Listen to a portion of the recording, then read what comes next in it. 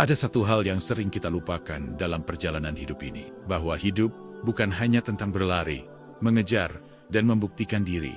Hidup adalah tentang memahami, tentang membaca tanda-tanda, tentang belajar dari apa yang diam-diam Allah hadirkan di balik peristiwa. Banyak orang hidup puluhan tahun, tetapi tidak benar-benar belajar. Mereka sibuk mengumpulkan pengalaman, namun jarang mengambil hikmah. Padahal dalam Islam, hikmah adalah harta yang paling berharga.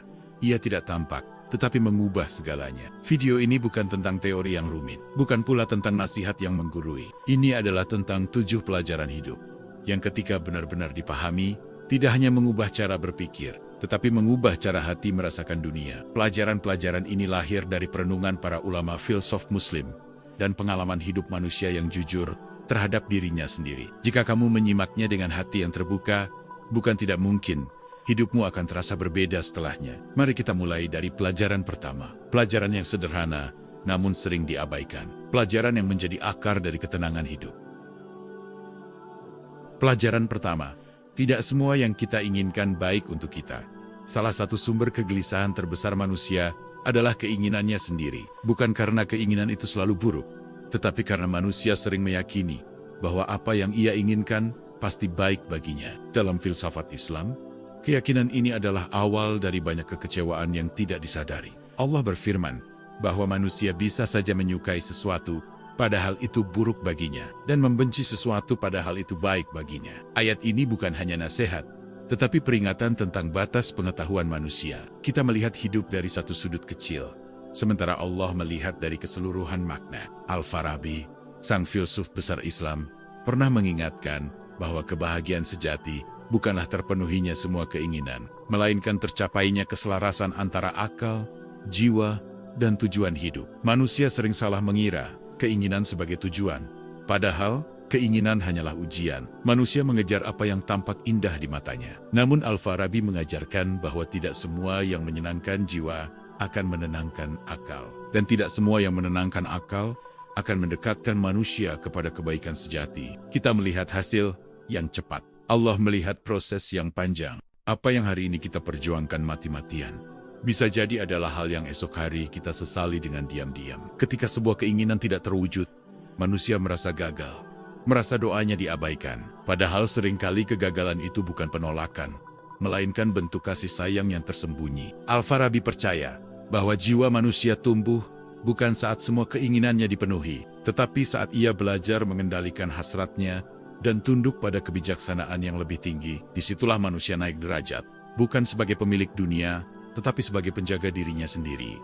Keinginan lahir dari keterbatasan pengetahuan. Ia ingin berdasarkan apa yang terlihat, apa yang dirasa, dan apa yang dibandingkan. Sementara Allah mengetahui sebab, akibat, dan akhir dari setiap jalan. Seringkali manusia bersikeras mempertahankan sesuatu yang sebenarnya sedang menjauhkannya dari kebaikan. Namun karena ego, ia menyebutnya sebagai perjuangan. Padahal tidak semua yang diperjuangkan layak dimenangkan. Dalam hidup, ada saat di mana melepaskan lebih menyelamatkan daripada menggenggam. Tetapi manusia sulit menerima ini, karena ia menilai dirinya dari apa yang ia miliki, bukan dari siapa dirinya di hadapan Allah. Al-Farabi menyebut manusia yang dikuasai keinginan sebagai jiwa yang belum merdeka. Ia tampak bebas, tetapi sebenarnya diperintah oleh nafsunya sendiri. Dan jiwa seperti ini tidak akan pernah menemukan ketenangan. Ketika keinginan tidak terpenuhi, hati mulai bertanya, mengapa doaku tidak dikabulkan? Padahal bisa jadi doa itu dikabulkan dalam bentuk penjagaan yang tidak terlihat. Allah tidak pernah lalai.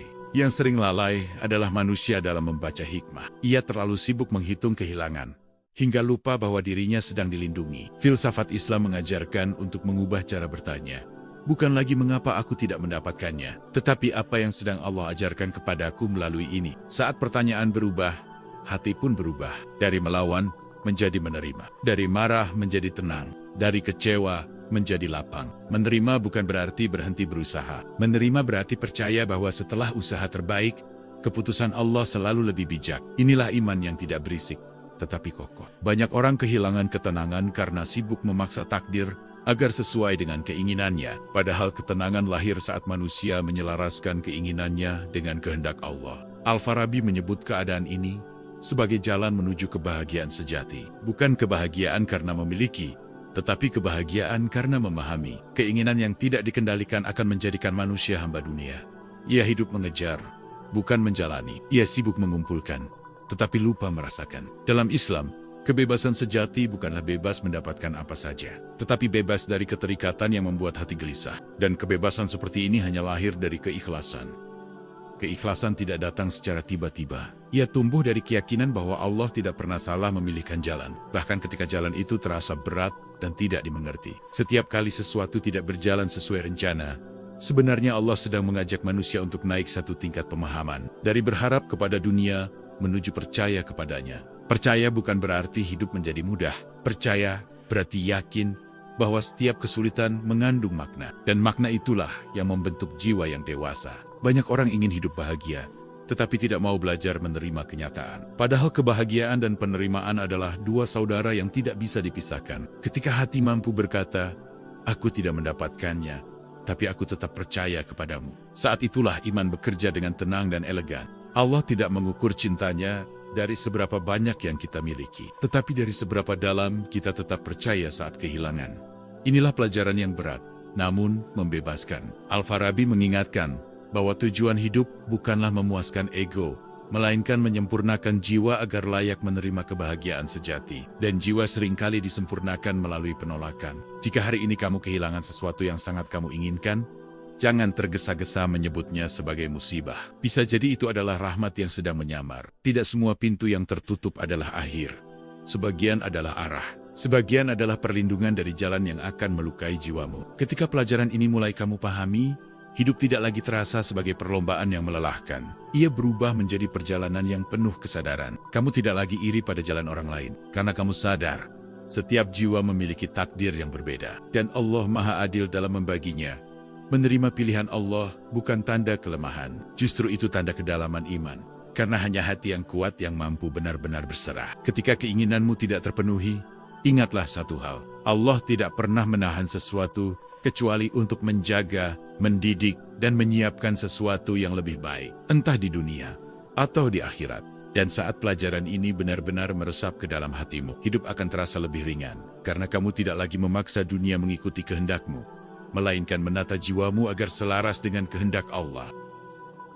Pelajaran kedua, mengenal diri sendiri adalah jalan menuju ketentraman. Banyak manusia menghabiskan hidupnya untuk mengenal dunia, namun sangat sedikit yang benar-benar mengenal dirinya sendiri. Padahal dalam filsafat Islam, perjalanan paling penting bukanlah keluar, melainkan ke dalam. Ibnu Sina, sang cendekia besar Islam, meyakini bahwa jiwa manusia adalah kunci dari seluruh kebahagiaan. Baginya, ketentraman hidup tidak ditemukan di luar diri, tetapi di dalam kesadaran terdalam manusia.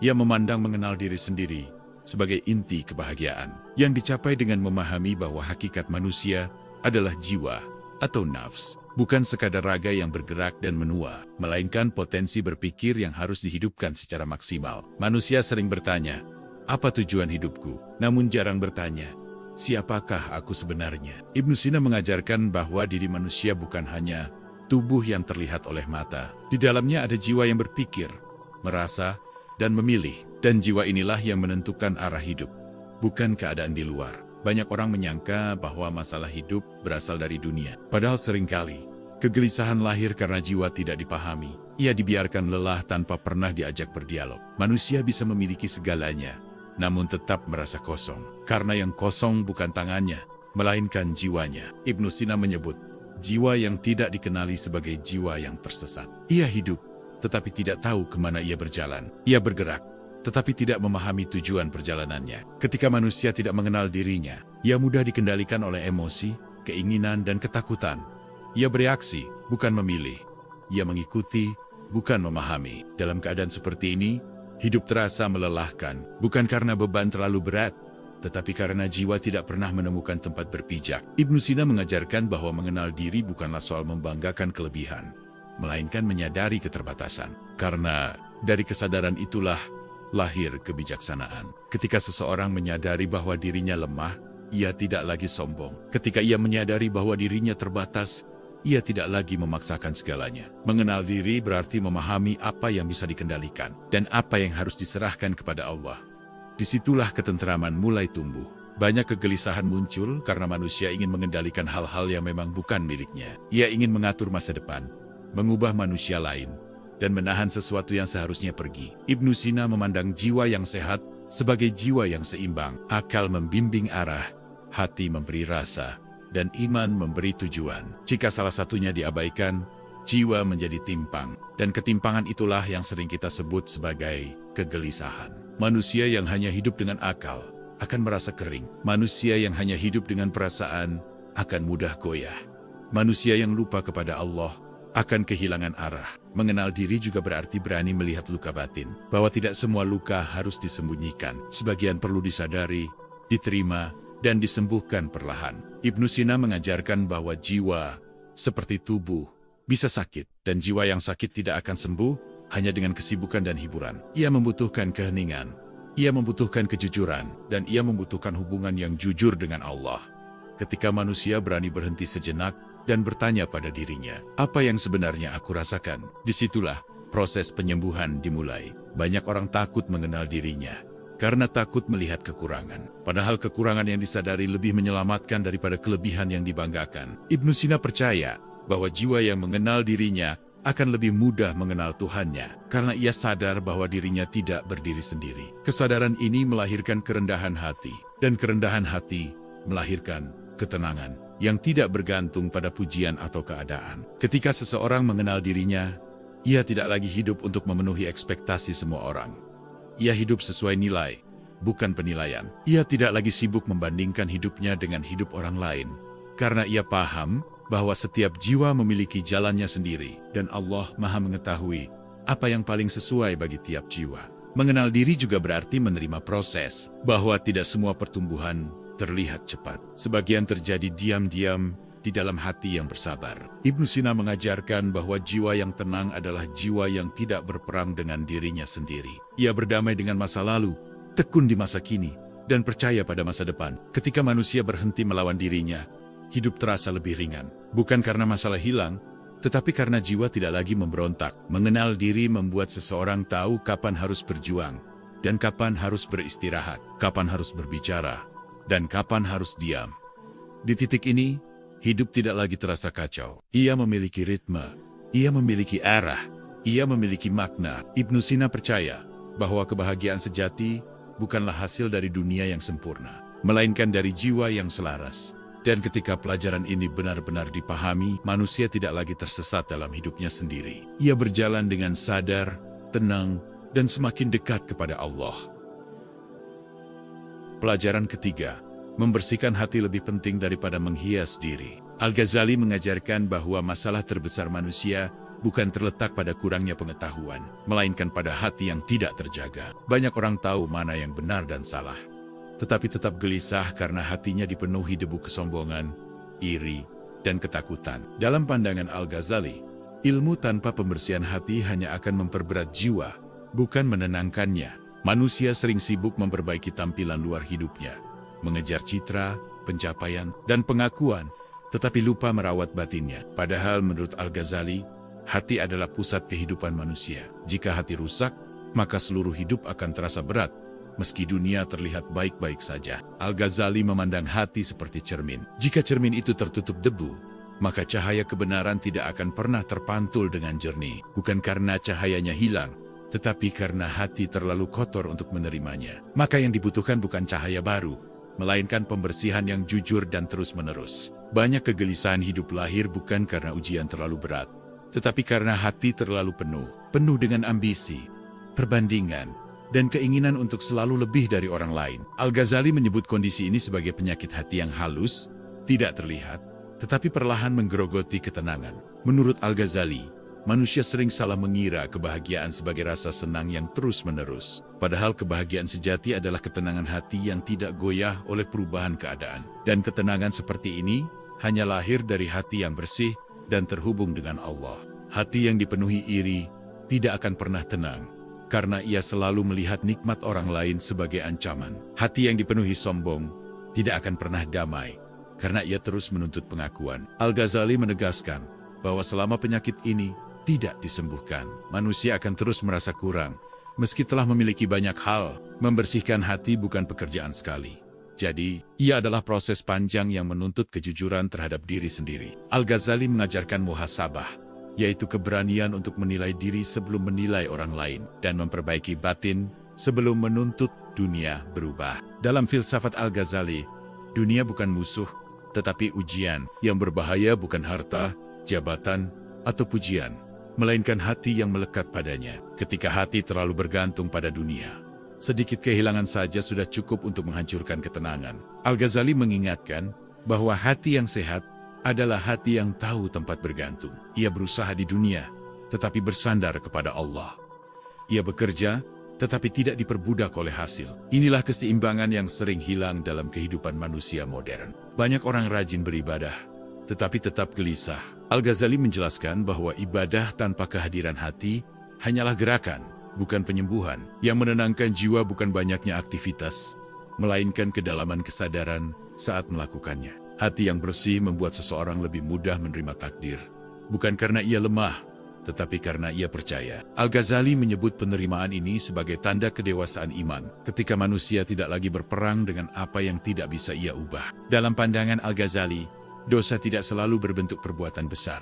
Kadang ia hadir dalam bentuk rasa lebih suci dari orang lain, merasa paling benar, atau menikmati kesalahan sesama. Semua ini, jika dibiarkan, akan mengeraskan hati dan menjauhkan manusia dari ketenangan. Membersihkan hati juga berarti belajar memaafkan. Bukan untuk membenarkan kesalahan orang lain, tetapi untuk membebaskan diri sendiri dari beban kebencian. Al-Ghazali melihat dendam sebagai racun batin yang diminum sambil berharap orang lain yang sakit. Ketika hati dibersihkan, cara pandang terhadap hidup pun berubah. Masalah tidak lagi dilihat sebagai hukuman, tetapi sebagai sarana pendidikan jiwa. Ujian tidak lagi dianggap sebagai tanda kebencian Allah, tetapi sebagai bentuk perhatian dan pembentukan. Al-Ghazali menekankan bahwa tujuan hidup bukan sekadar selamat di dunia, tetapi tenang dalam perjalanan menuju Allah. Dan bekal terpenting dalam perjalanan ini bukan kepintaran, melainkan hati yang jujur dan tunduk. Hati yang bersih tidak membuat hidup bebas masalah, tetapi membuat masalah tidak lagi menguasai jiwa. Seseorang tetap sedih, tetapi tidak hancur. Tetap kecewa, tetapi tidak putus asa. Inilah ketenangan yang dibangun dari dalam, bukan dari keadaan. Menurut Al-Ghazali, semakin seseorang mengenal penyakit hatinya, semakin dekat ia pada kesembuhan. Karena kesadaran adalah langkah pertama dari perubahan. Tidak ada pembersihan tanpa pengakuan, dan tidak ada ketenangan tanpa kejujuran. Ketika hati mulai dibersihkan, manusia tidak lagi sibuk mencari validasi. Ia merasa cukup karena Allah melihatnya, dan rasa cukup inilah yang menjadi akar dari kedamaian hidup. Al-Ghazali mengajarkan bahwa hati yang terhubung dengan Allah akan menemukan makna bahkan dalam kesederhanaan. Hidup tidak harus luar biasa untuk terasa berharga. Ia hanya perlu dijalani dengan hati yang sadar dan ikhlas. Dan ketika pelajaran ini benar-benar dipahami, manusia tidak lagi takut kehilangan dunia, karena hatinya sudah tidak menggantung di sana. Ia berjalan di dunia dengan ringan, karena beban terbesarnya telah diturunkan dari dalam dirinya sendiri. Pelajaran keempat, akhlak tidak lahir dari pengetahuan, tetapi dari pembiasaan jiwa. Ibnu Miskawai mengajarkan bahwa manusia tidak menjadi baik hanya karena ia tahu tentang kebaikan. Banyak orang memahami mana yang benar, tetapi tetap terjebak dalam perilaku yang melukai diri dan orang lain. Dalam pandangannya, akhlak bukan hasil dari pengetahuan semata, melainkan hasil dari latihan jiwa yang dilakukan terus-menerus hingga kebaikan menjadi tabiat. Manusia sering berharap berubah secara instan, ingin menjadi lebih sabar, lebih ikhlas, dan lebih tenang hanya dengan niat. Namun Ibnu Miskawai menegaskan bahwa jiwa manusia dibentuk oleh kebiasaan. Apa yang diulang akan mengendap, dan apa yang mengendap akan membentuk karakter. Dalam filsafatnya, jiwa manusia memiliki kecenderungan yang bisa diarahkan. Jika ia dilatih pada kebaikan, ia akan mencintai kebaikan. Jika ia dibiarkan pada keburukan, ia akan terbiasa dengan keburukan. Karena itu, perubahan sejati tidak datang dari dorongan sesaat, tetapi dari disiplin yang lembut dan konsisten. Ibnu Miskawai memandang akhlak sebagai keseimbangan, bukan menekan emosi hingga mati, dan bukan pula membiarkannya liar tanpa kendali. Keberanian, misalnya, berada di tengah antara pengecut dan nekat. Kedermawanan berada di antara kikir dan boros. Keseimbangan inilah yang melahirkan ketenangan jiwa. Banyak kegelisahan hidup muncul karena manusia hidup dalam ekstrem, terlalu mencintai dunia hingga takut kehilangan, atau terlalu membenci dunia hingga kehilangan makna. Ibnu Miskawayh mengajarkan bahwa jiwa yang seimbang tidak berlebihan dalam mencintai dan tidak kering dalam melepaskan. Menurutnya, manusia yang berakhlak baik bukanlah manusia yang tidak pernah jatuh, tetapi manusia yang tahu bagaimana bangkit dengan benar. Kesalahan bukan akhir, melainkan bagian dari proses pembentukan jiwa. Yang berbahaya adalah membiarkan kesalahan menjadi kebiasaan. Ibnu Miskawayh menekankan pentingnya pengulangan dalam membentuk karakter. Kesabaran tidak lahir dari satu peristiwa, tetapi dari banyak kesempatan kecil untuk menahan diri. Keikhlasan tidak muncul dari satu kehilangan, tetapi dari latihan menerima berulang kali. Dalam pandangannya, lingkungan memiliki pengaruh besar terhadap akhlak. Jiwa yang baik akan lebih mudah tumbuh di lingkungan yang jujur dan menenangkan. Karena itu, menjaga pergaulan bukan soal merasa lebih suci, tetapi soal menjaga kesehatan batin. Ibnu Miskawayh juga mengingatkan bahwa mendidik diri sendiri lebih sulit daripada menasihati orang lain. Manusia sering pandai berbicara tentang kebaikan, tetapi lalai mempraktikannya. Padahal, akhlak sejati terlihat bukan dari kata-kata, melainkan dari sikap dalam kesendirian. Ia melihat kebahagiaan sebagai buah dari akhlak yang matang. Ketika jiwa terbiasa bersikap lurus, hidup terasa lebih ringan. Bukan karena masalah berkurang, tetapi karena cara menghadapi masalah menjadi lebih bijak. Manusia yang membiasakan diri bersyukur akan lebih tahan terhadap kekecewaan. Manusia yang melatih sabar akan lebih kuat menghadapi ketidakpastian. Inilah kekuatan akhlak yang sering diremehkan karena tidak terlihat, tetapi sangat menentukan kualitas hidup. Ibnu Miskawayh menolak gagasan bahwa sifat manusia sepenuhnya takdir yang tidak bisa diubah. Ia percaya bahwa jiwa dapat dididik, diarahkan, dan diperhalus. Selama manusia hidup, selalu ada ruang untuk memperbaiki akhlak. Perubahan akhlak memang tidak cepat, dan seringkali tidak terlihat oleh orang lain. Namun perubahan kecil yang konsisten jauh lebih kuat daripada niat besar yang tidak dijaga. Inilah jalan panjang yang membentuk manusia sejati. Ibnu Miskawayh mengajarkan bahwa keindahan hidup tidak terletak pada kesempurnaan, tetapi pada keselarasan. Ketika pikiran, perasaan, dan tindakan berjalan seiring, jiwa tidak lagi terpecah. Dan dari keutuhan inilah ketenangan lahir. Akhlak yang baik juga membuat seseorang lebih mudah berdamai dengan dirinya sendiri. Ia tidak terus-menerus menyalahkan masa lalu, dan tidak takut berlebihan pada masa depan. Ia fokus memperbaiki hari ini. Dengan kesadaran penuh, dalam hidup, manusia tidak selalu bisa memilih apa yang terjadi padanya, tetapi ia selalu bisa memilih bagaimana bersikap. Ibnu Miskawayh melihat pilihan inilah yang menentukan kualitas jiwa dan arah kebahagiaan. Ketika akhlak menjadi kebiasaan, kebaikan tidak lagi terasa berat. Ia mengalir alami, tanpa paksaan. Dan pada titik itu, manusia tidak lagi berjuang melawan dirinya sendiri, melainkan berjalan selaras dengan fitrahnya. Ibnu Miskawayh mengajarkan bahwa jiwa yang terlatih akan lebih mudah menerima takdir. Bukan karena pasrah tanpa daya, tetapi karena ia memiliki fondasi batin yang kokoh. Akhlak yang kuat membuat manusia tidak mudah runtuh oleh keadaan. Dan ketika pelajaran ini benar-benar dipahami, hidup tidak lagi diukur dari seberapa banyak yang dimiliki, tetapi dari seberapa baik ia dijalani. Karena kebahagiaan sejati, sebagaimana diajarkan Ibnu Miskawayh, tumbuh dari akhlak yang dibina dengan sabar dan kesadaran. Pelajaran kelima, waktu adalah guru yang paling jujur. Waktu bukan sekadar angka yang bergerak di jam, tetapi ruang tempat jiwa ditempa. Banyak manusia merasa hidupnya melelahkan bukan karena kurang waktu, melainkan karena tidak memahami cara berjalan bersama waktu. Mereka melawannya, tergesa-gesa mendahului, atau terjebak menyesali yang telah berlalu.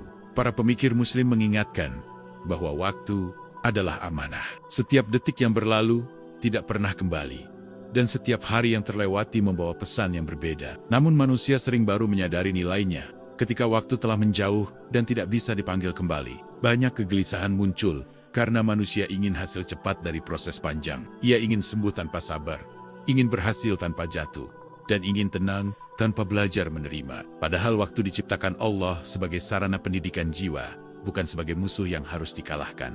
Kesabaran dalam Islam bukanlah sikap pasif, melainkan keberanian untuk tetap berjalan meski belum melihat hasil. Waktu mengajarkan bahwa tidak semua benih tumbuh di musim yang sama. Ada yang membutuhkan kesunyian panjang sebelum akhirnya berbuah. Manusia sering membandingkan hidupnya dengan hidup orang lain, tanpa menyadari bahwa setiap jiwa memiliki jadwal ilahinya sendiri. Apa yang datang cepat bagi seseorang, mungkin datang lambat bagi yang lain, bukan karena ketidakadilan, tetapi karena perbedaan kesiapan jiwa. Waktu juga mengajarkan keikhlasan, bahwa tidak semua hal bisa dipercepat, dan tidak semua luka bisa sembuh dalam satu malam. Sebagian rasa sakit membutuhkan waktu untuk dimengerti, bukan untuk dilupakan. Dalam kesunyian waktu, manusia belajar bahwa kehilangan tidak selalu berarti akhir. Banyak hal yang hilang justru membuka ruang bagi kedewasaan, dan banyak hal yang tertunda justru menyelamatkan dari pilihan yang belum siap dijalani. Sabar bukan berarti diam tanpa arah.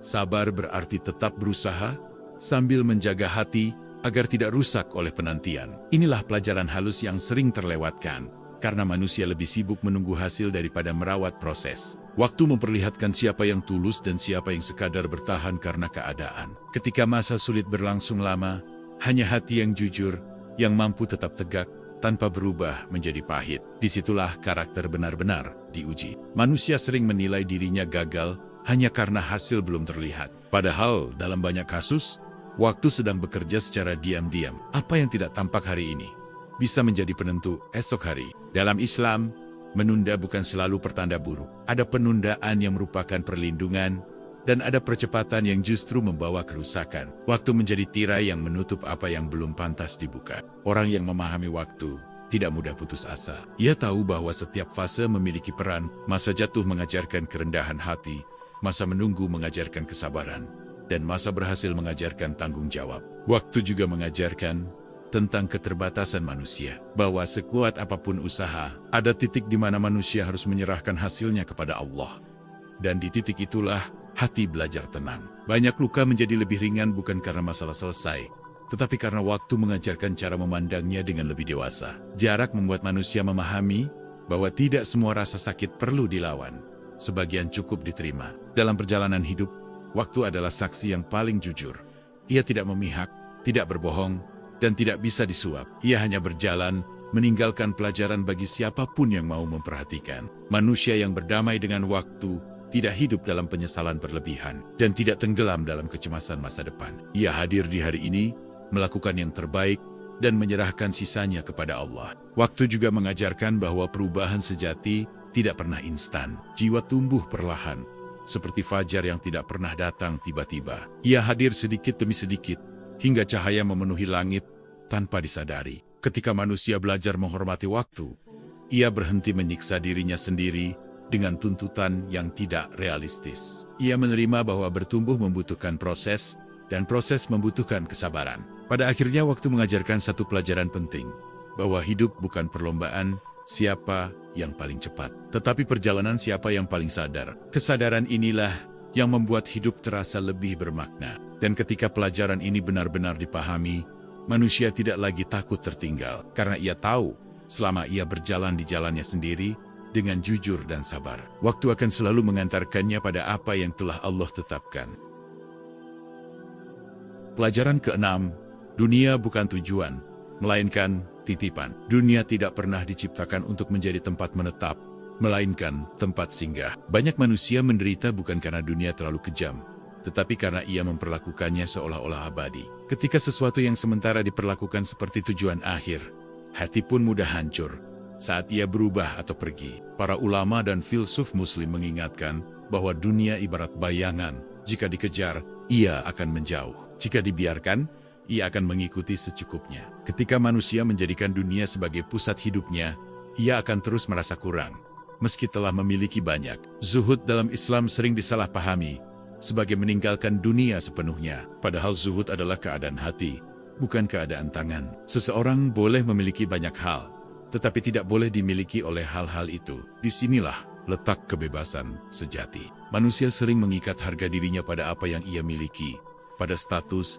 pencapaian, dan pandangan orang lain. Ketika semua itu berubah, ia merasa dirinya runtuh. Padahal nilai manusia tidak pernah bergantung pada dunia, melainkan pada kedekatannya dengan Allah. Dunia diciptakan sebagai ujian, bukan sebagai hadiah. Ia menguji siapa yang mampu bersyukur saat diberi, dan siapa yang mampu bersabar saat diambil. Dan ujian ini tidak pernah sama bentuknya bagi setiap jiwa. Ketika dunia berada di tangan, bukan di hati, kehilangan tidak lagi melumpuhkan. Kesedihan tetap ada, tetapi tidak menghilangkan arah. Inilah ketenangan yang lahir dari pemahaman bahwa semua yang ada hanyalah titipan. Manusia sering menunda kebaikan karena terlalu sibuk mengamankan dunia. Ia menunda memaafkan, menunda mendekat kepada Allah, dan menunda memperbaiki diri, seolah-olah waktu adalah miliknya. Padahal dunia bisa pergi kapan saja, tanpa permisi. Dalam pandangan filsafat Islam, keterikatan berlebihan adalah sumber kelelahan batin. Hati yang menggantungkan kebahagiaan pada dunia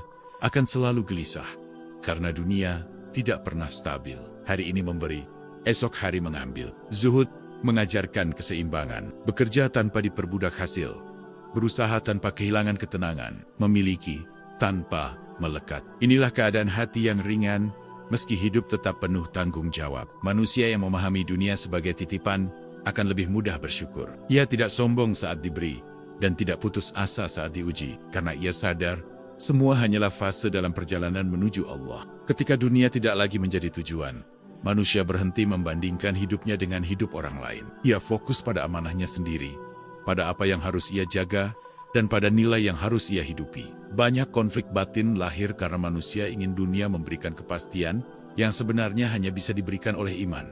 Dunia berubah, manusia berubah, keadaan berubah, yang tetap hanyalah Allah.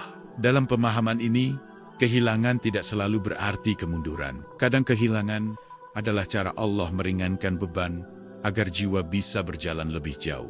Apa yang diambil seringkali lebih kecil nilainya dibandingkan apa yang diselamatkan. Dunia yang dipahami sebagai titipan juga membuat manusia lebih lembut terhadap sesama. Ia tidak mudah merendahkan, karena ia tahu semua yang dimiliki bisa berpindah. Ia tidak mudah iri, karena ia sadar setiap titipan memiliki masa. Zuhud bukan berarti menjauh dari kehidupan, tetapi hadir dengan kesadaran, menjalani peran di dunia tanpa melupakan arah akhir, bekerja dengan sungguh-sungguh, tetapi beristirahat dengan percaya. Ketika hati tidak melekat pada dunia, ibadah menjadi lebih ringan, doa menjadi lebih jujur, dan hidup tidak lagi terasa sebagai perlombaan yang melelahkan, melainkan sebagai amanah yang dijalani dengan tenang. Pelajaran ini mengajak manusia untuk mengingat satu hal sederhana, bahwa apapun yang kita genggam hari ini, suatu hari akan dilepas. Dan hanya apa yang kita titipkan kepada Allah yang akan benar-benar tinggal. Ketika pemahaman ini meresap, manusia tidak lagi takut kehilangan dunia, karena ia tahu yang sedang ia jaga bukanlah dunia itu sendiri, melainkan hatinya. Pelajaran ketujuh, mengingat kematian untuk belajar hidup dengan benar.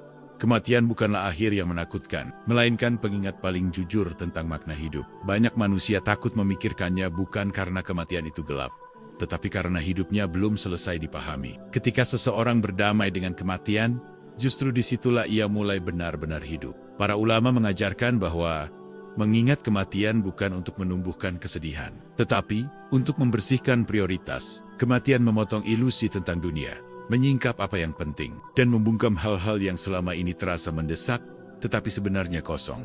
Manusia sering menunda kebaikan seolah-olah waktu selalu tersedia. Ia menunda memaafkan, menunda meminta maaf, dan menunda mendekat kepada Allah. Padahal kematian datang tanpa peringatan, tidak menunggu kesiapan, dan tidak memberi kesempatan kedua. Kesadaran akan kematian membuat manusia lebih jujur pada dirinya sendiri. Ia berhenti hidup demi citra, dan mulai hidup demi makna. Ia tidak lagi terlalu sibuk membuktikan diri, karena ia sadar bahwa semua pembuktian akan berhenti di satu titik. Dalam pandangan filsafat Islam, orang yang paling cerdas bukanlah yang paling banyak ilmunya, tetapi yang paling siap menghadapi kematian. Kesiapan ini bukan berarti ingin mati, tetapi hidup dengan kesadaran penuh bahwa setiap hari adalah langkah mendekat. Ketika kematian diingat, hidup menjadi lebih sederhana. Masalah tidak lagi dibesar-besarkan, luka tidak terus dipelihara, dan ambisi tidak dibiarkan melampaui batas. Jiwa menjadi lebih ringan karena tidak membawa beban yang tidak perlu. Kesadaran akan kematian juga menumbuhkan kasih sayang. Manusia menyadari bahwa setiap orang sedang berjalan menuju akhir yang sama, maka tidak ada alasan untuk terlalu keras, terlalu sombong, atau terlalu membenci. Banyak kegelisahan hidup berasal dari lupa bahwa segalanya sementara. Ketika dunia diperlakukan seolah-olah abadi, kehilangan menjadi bencana. Namun ketika kematian diingat, kehilangan menjadi bagian dari perjalanan. Mengingat kematian tidak menjauhkan manusia dari kehidupan, justru mendekatkannya. Ia lebih menghargai waktu, lebih hadir dalam kebersamaan, dan lebih sungguh-sungguh dalam berbuat baik. Setiap hari tidak lagi dianggap biasa. Kematian mengajarkan bahwa yang akan menemani manusia bukanlah harta, jabatan, atau pujian, tetapi amal, niat, dan keadaan hati. Inilah kenyataan yang tidak bisa ditawar dan tidak bisa disangkal. Ketika seseorang hidup dengan kesadaran ini, ia tidak lagi menunda perubahan. Ia memperbaiki akhlak hari ini, bukan menunggu waktu yang lebih lapang. Ia memaafkan sekarang, bukan nanti. Dalam filsafat Islam, hidup yang baik bukan hidup tanpa salah, tetapi hidup yang terus memperbaiki arah. Dan kematian menjadi kompas yang menjaga agar arah itu tidak melenceng terlalu jauh. Manusia yang mengingat kematian tidak hidup dalam ketakutan, tetapi dalam kesiapan. Ia tidak sibuk menghitung berapa lama lagi,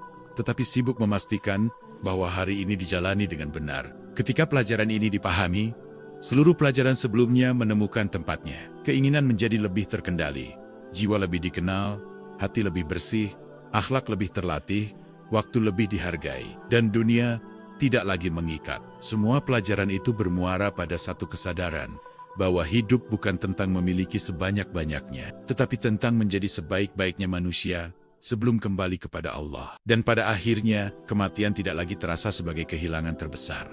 Ia berubah menjadi pertemuan antara jiwa yang telah belajar dengan Tuhan yang Maha Mengetahui segala perjuangan. Jika hidup ini adalah perjalanan, maka kematian adalah pintu, dan orang yang mempersiapkan dirinya dengan baik tidak akan takut melangkahinya, karena ia tahu ia pulang. Sahabatku, pada akhirnya hidup bukan tentang seberapa lama kita berjalan, tetapi seberapa sadar kita melangkah. Dunia akan terus berubah, manusia akan datang dan pergi, dan waktu tidak pernah menunggu siapapun. Yang tersisa hanyalah jiwa yang telah belajar, hati yang telah dibersihkan, dan amal yang dibawa pulang. Jika hari ini masih diberi napas, maka itu bukan kebetulan, melainkan undangan untuk memperbaiki arah. Karena ketika segalanya berakhir, kita tidak ditanya seberapa banyak yang kita miliki, tetapi seberapa benar kita hidup. Semoga video ini bermanfaat. Sampai bertemu di video Suara Hikmah selanjutnya. Wassalamualaikum warahmatullahi wabarakatuh.